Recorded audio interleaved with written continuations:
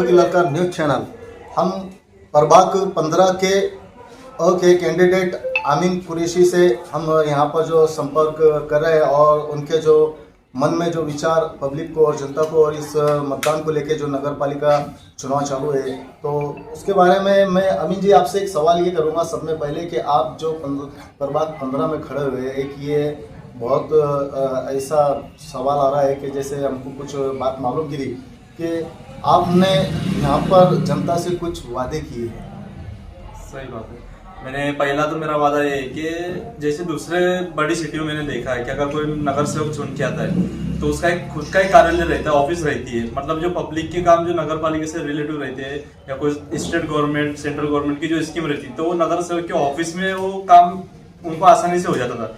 मेरा पहला वादा यही है पब्लिक से कि मैं सबसे पहले चुन के आता हूँ। अगर 3 तारीख में रिजल्ट आता है तो इंशाल्लाह 4 तारीख के दिन ही मैं नंदुरबार के मेरे वार्ड के अंदर एक नगर सेवक का कार्यालय ओपन करूंगा, जिसके अंदर हर स्टेट गवर्नमेंट सेंट्रल गवर्नमेंट के जो भी नगर पालिका के रिलेटिव जो भी काम है पब्लिक के, वो काम उसी ऑफिस में होंगे। पब्लिक को कहीं तो भी बाहर जाने की जरूरत पड़ने नहीं दूंगा। इतना वादा मैंने पब्लिक से किया है। लेकिन सब में बड़ा सवाल ये आता है अमीन भाई कि जो आपने जैसे एक कार्यालय को लेकर जो बात की है, एक बहुत बड़े पक्ष से आप खड़े हुए, जो कांग्रेस पंजे का जो निशान है, ये नंदुरबार शहर में नहीं बल्कि पूरे भारत के अंदर इसे लोग जानते और पहचानते हैं कि भाई ये एक कांग्रेस पक्ष है और इसके यहाँ पर कार्यालय भी है और नगर पालिका में वो कम से कम 40-50 साल यहाँ पर सत्ता के अंदर रही। तो आपको क्या लगता है कि आपको एक कार्यालय की ही जरूरत है या आपके कार्यालय से ही वो काम होगा? बात तो आपकी सही है। अब देखिए जाए तो जैसे हमारे पहले 2017 के अंदर 24 नगर सेवक कांग्रेस पार्टी से चुन के आए थे, वो 24 के 24 कहीं तो भी हमारे दूसरी पार्टी के अंदर ट्रांसफर हो गए, उन्होंने पक्ष प्रवेश किया। उसकी वजह से कहीं तो भी हमारी जो कांग्रेस की ताकत थी। आपकी एक बार बात काटते हुए जैसा आपने कहा कि उस पीरियड में एक समय में 24 नगर सेवक कांग्रेस पक्ष के नगर पालिका के अंदर थे, लेकिन आपका हमने एक कोई तो भी एक चैनल पे हमने आपका एक ट्वीट देखा जिसके अंदर आपने कहा कि हम जिस वार्ड से खड़े उस वार्ड के अंदर आप नगर अध्यक्ष के लिए जो शिवसेना सीधे गट जो है और उनके जो नगर अध्यक्ष है उनको भी आपने वोट देने का कहा। तो ऐसा नहीं लगता है कि आप भी वही बात को दोहरा रहे हैं? वही बात नहीं है। अभी कांग्रेस पार्टी ने जो है, हमने मतलब नगर अध्यक्ष के लिए कैंडिडेट ही दिया नहीं है। और जो है 15 बार के अंदर है बेबा डिवीजन के अंदर, उसमें भी हमने मतलब कोई दूसरा उम्मीदवार ही नहीं है, तो हमारे को ऑप्शन ही नहीं है। मेरा व्यक्तिगत मत है कि अब मैं खुद का वोट तो मेरे पंजे को जाएंगे। अगर मशीन में अगर 15 वार्ड में अगर तीनों कांग्रेस के सिंबल रहते थे तो मैं तीनों भी कांग्रेस को देता था, पर इस बार हमारे पास ऑप्शन नहीं है। मैं बीजेपी को वोट दे नहीं सकता। क्या इसके पीछे आपकी एक ऐसी रणनीति है कि नंदुरबार शहर में चंद्रकांत रघुवंशी जी की एक मजबूत पकड़ है, तो आपने उस हिसाब से तो नहीं कहा कि आपको उनके हिसाब से वोट मिल जाए और आपको उनके हिसाब से आपको एक जीत मिल जाए, इसीलिए तो नहीं आपने उनका नाम लेते हुए कुछ राजनीति तो नहीं इसके पीछे? नहीं, वैसी कोई राजनीति नहीं है। मुझे मेरे पब्लिक पे भरोसा है, मेरे वार्ड के ऊपर, और मैं जितना पढ़ा लिखा उसके ऊपर पब्लिक इस बार वोट देंगी। जो रिमोट कंट्रोल पे चलने वाले नगर सेवक है उसके ऊपर वोट नहीं देंगी। और भैया जो है नंदुरबार में नगर पालिका के लिए भैया ही सही है, क्योंकि जो भैया मैनेजमेंट कर सकता है कहीं तो भी हमारे मतलब समाज के ऊपर ये भैया ही वो कंट्रोल कर सकता है। और नगर पालिका जो है भैया के हाथ में ही जानी चाहिए। ये भी हम वैसे ईश्वर को प्रार्थना करते हैं कि हमें नगर पालिका जो भैया के हाथ में ही जाए। और इसके आगे के आप जनता से कुछ कहना चाहेंगे? जनता से मैं इतनी अपील करूंगा कि भाई अभी जो है आपके समझ लो जितने भी नगर सेवक है, मेरे ख्याल से 50% भी हमारे यहाँ के नगर सेवक अभी पढ़े लिखे नहीं है।